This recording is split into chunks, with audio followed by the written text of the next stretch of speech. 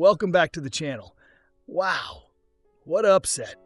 Whoever saw this coming? Romero upsets Garcia in a fight that was supposed to be a stepping stone for the Haney fight later on this year. We should have seen this coming with the drug problems of Garcia. He didn't look right from the start of the fight, getting dropped early. I thought it was a clear-cut decision for Romero.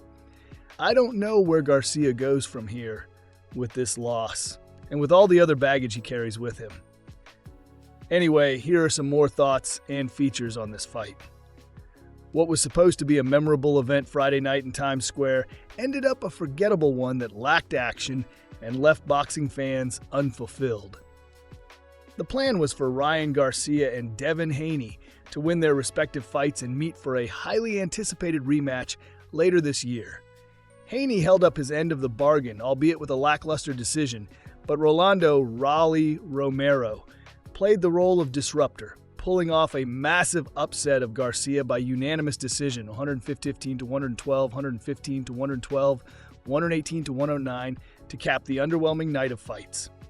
In the main event, Garcia's return to boxing after a one-year suspension for failing a drug test after his fight with Haney was a disaster. Garcia, 24-2 1NC, entered the fight as a 1,000 favorite on ESPN BET.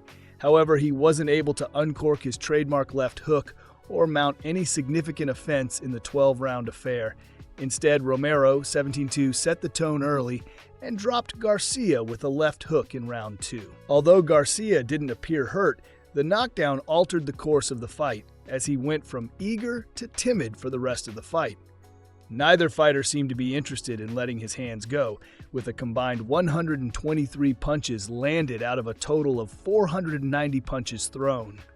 The output was the third lowest in CompuBox history for a 12-round fight, even below the 503 punches Haney and Jose Ramirez combined to throw in the co-main event.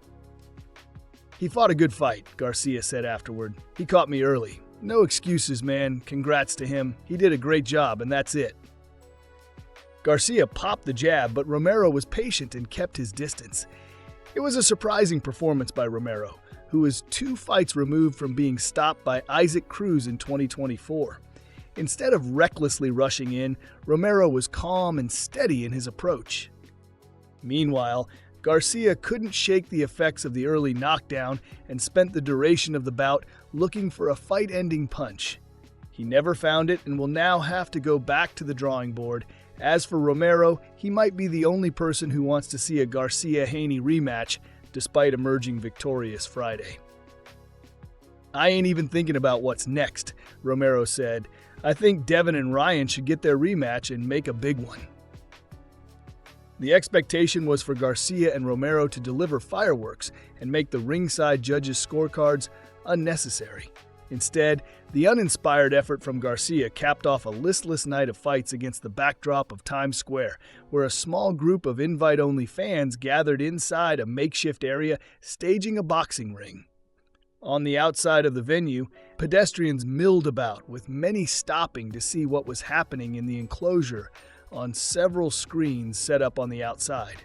Turki al-Sheikh, Saudi Arabia's chairman of the General Entertainment Authority, planned to stage an iconic event, but the card will be remembered for a trio of fights that didn't come close to delivering the action promised.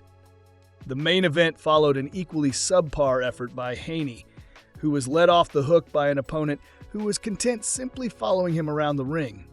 Haney appeared to be affected by his fight with Garcia last year when he was knocked down 3 times and lost a decision. The result was overturned to a no contest after Garcia tested positive for the performance-enhancing drug Ostarine.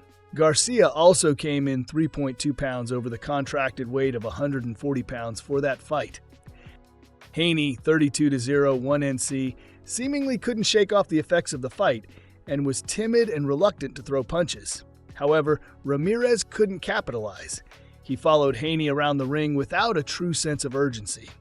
Fortunately for Haney, he was skilled enough to thwart the advances of a plodding Ramirez 29-3 in a sluggish fight that was relentlessly jeered on social media. Of the 503 punches thrown in the fight, Haney landed 70 to Ramirez's 40.